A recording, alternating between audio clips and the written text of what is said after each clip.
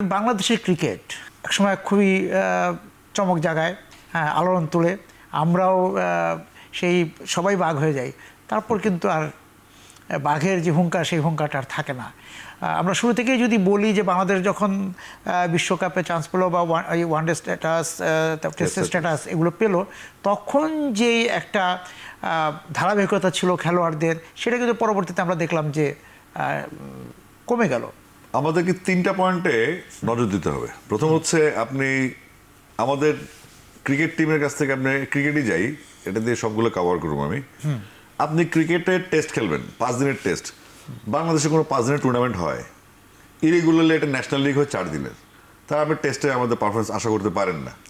বাংলাদেশে কোনো টি-20 লিগ হয়, একটা হয় বিপিএল, সেখানে জুয়ার আখড়া এবং একটা টানাটানি হ্যাচে আমরা সবসময় দেখি। তাহলে টি-20তে বাংলাদেশ ভালো রেজাল্ট করবে না, বাংলাদেশ করে ওয়ানডেতে ভালো রেজাল্ট। এবার ওয়ানডেতে ভালো করতে হলে আপনি কী করতে হবে? পাইপলাইনে প্লেয়ার থাকতে হবে, শুধুমাত্র বিকেএসপি কয়েকটা আছে বাংলাদেশে। এটা ছাড়া সারা বাংলাদেশে যত 64টা জেলায় যত জেলা ক্রীড়া সংস্থা আছে, সেই জেলা ক্রীড়া সংস্থাতে জগদ্দল পাথরের মতো অপদার্থ লোকজন সেক্রেটারি হয়ে বসে আছে। বা তো আপনার যদি ভৌত কাঠামো, প্লেয়ার তৈরির জায়গাটা, জেলা ক্রীড়া সংস্থা যারা উপজেলা থানায় খেলার অ্যারেঞ্জ করবে, তো জেলা ক্রীড়া সংস্থাগুলো এই সরকারের আমলে সেই জগদ্দল পাথরই আছে। যেমন কুমিল্লায় টানা 6 বছর কোনো লিগ হচ্ছে না। তো এই ইন্টারিম গভর্নমেন্ট আসলো, কার কার চেনা, সেখান থেকে কমিটি করে অ্যাডক কমিটি, আজকে মার্চ মাস চলে গেল, এপ্রিল শুরু, কিন্তু এখন পর্যন্ত কুমিল্লায় ক্রিকেট লিগ হচ্ছে না।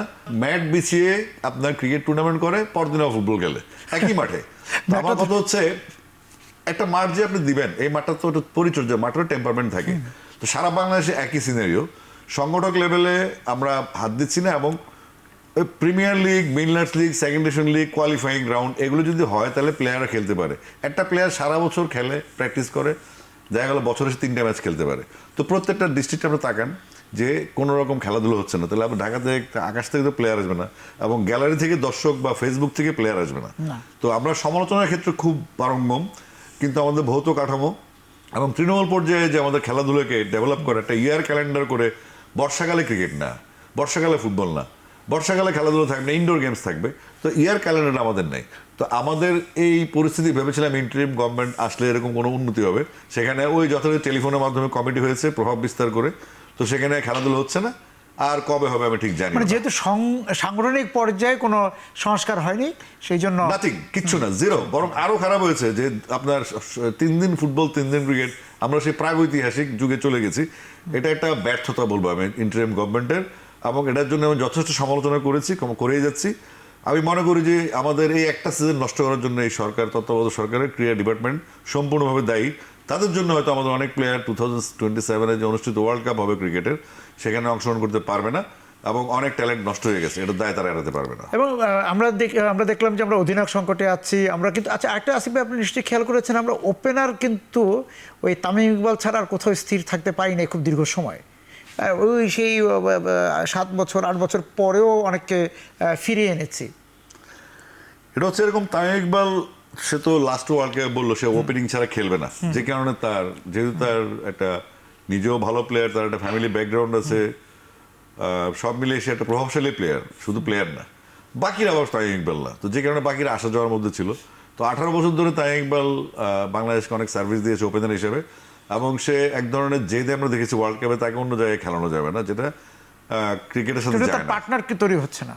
না, তো কালে কি হলো, তামিমের সাথে 17 জন ওপেনার গত 17 বছর গেল আর আসলো, তামিম ইকবাল রয়ে গেল। তো এভাবে আসলে ক্রিকেটটা হয় না, দলের প্রয়োজনে যাকে যখন খেলার দরকার সেখানেই খেলবে, যে কারণে তামিম ইকবালই একমাত্র ওপেনার ছিল, আর কোনো ওপেনার সেটেল ডাউন করতে পারেনি। এটা হলো একটা মূল প্রবলেম আর কি। এবং অধিনায়কদের ক্ষেত্রে আমরা দেখছি যে অধিনায়কের ক্ষেত্রে যেটা 3 ফরম্যাট, টেস্ট, ক্রিকেট, ওয়ানডে, বাংলাদেশের ইনফ্রাস্ট্রাকচার, ভৌত কাঠামোগুলো এত শক্তিশালী না যে আপনার মাঠই তো নেই, আপনার একটা মাঠের উপর সারা বছর চাপ। শুধু বিভাগীয় স্টেডিয়াম, বিভাগগুলো যেখানে আছে সেখানে বিভাগীয় স্টেডিয়াম একটা, জেলা স্টেডিয়াম একটা থাকে, মানুষ স্কুলের মাঠে খেলা, এটা কোনো তদারকি সেন্ট্রালি নাই।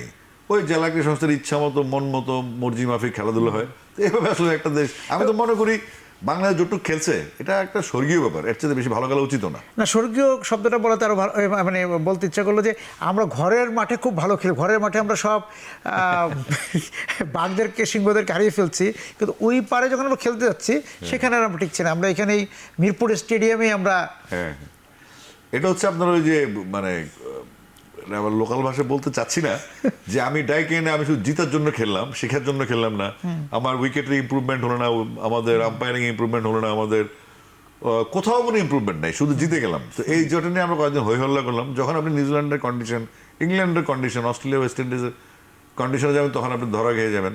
তো আপনি তো চুরি করে বা হটকারিতা করে জিতছেন, আপনি তো কোনোভাবে প্রপার ওয়েতে জিততে পারেন।